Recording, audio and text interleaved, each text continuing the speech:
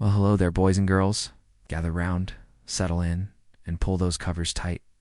Tonight's bedtime story isn't about fairies, dragons, or magical forests.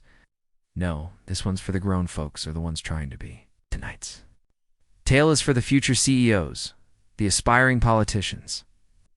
And anybody curious about how the world really works when the cameras stop rolling?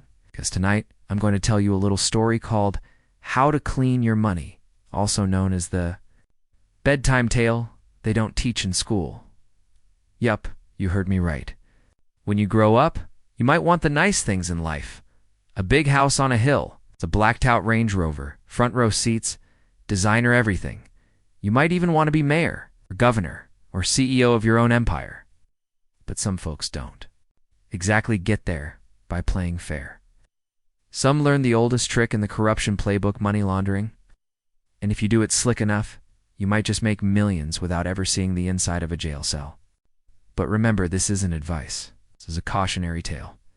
Now, grab your juice boxes and fluff your pillows, because this story has everything: fake books, sketchy bulk sales, shady royalties, and one ex-politician who may have taken a page out of the dirtiest playbook ever written. You ready? Okay, let's get into it.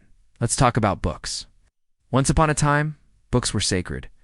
They educated, entertained, and sparked revolutions. But in today's world, some books ain't.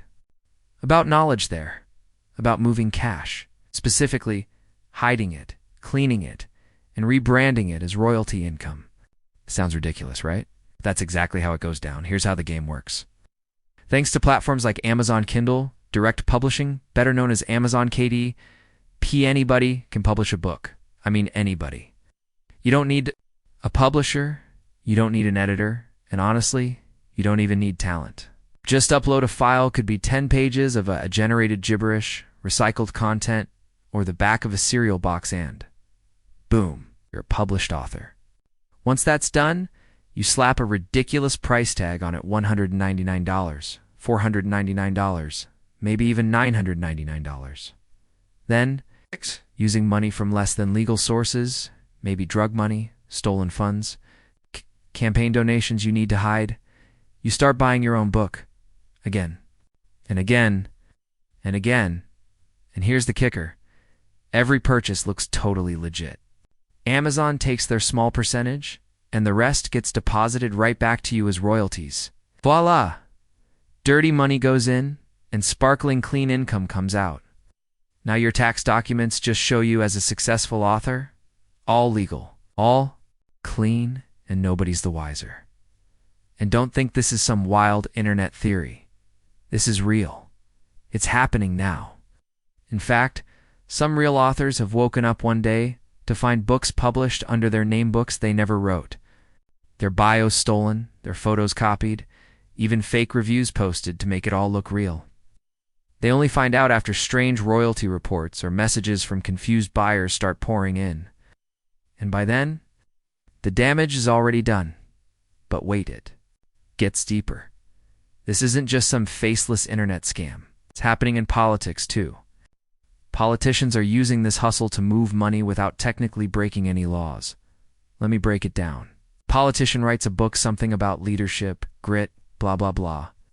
Then, their own campaign or affiliated nonprofits buy tens of thousands of copies in bulk. On paper, it's just enthusiastic support, but behind the scenes, that bulk money turns into author royalties. And who's the author? That same politician? See the trick? It's not a donation. It's not a bribe. It's a book purchase. All legal. All clean. But if you squint a little, like money laundering. Take Catherine Pooh, for example. She used to be the mayor of Baltimore. She self-published a children's book called Healthy Holly. Sounds innocent enough, right? Except she sold hundreds of thousands of dollars worth of those books to companies that just happened to be tied to city contracts. Bunch of those books were never delivered, never distributed, never even left the warehouse. About the book, it was about the money. She got caught. Guess what? She went to prison for it. Real life. That's the game. Whether you call it fraud, laundering, campaign finance abuse, it's all the same hustle, just dressed in different clothes. And unless you know what to look for, It flies right under the radar. Now let's talk about platforms like Amazon.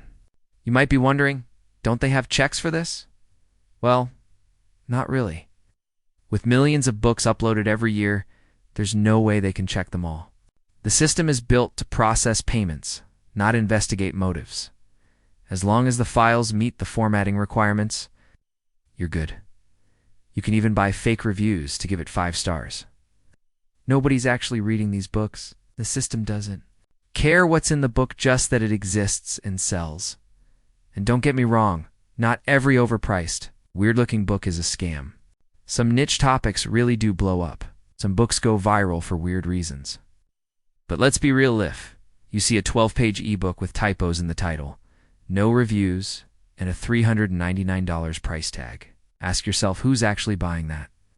And why? Because that's the whole point of laundering. Hides in plain sight. And there's nothing more innocent than a book.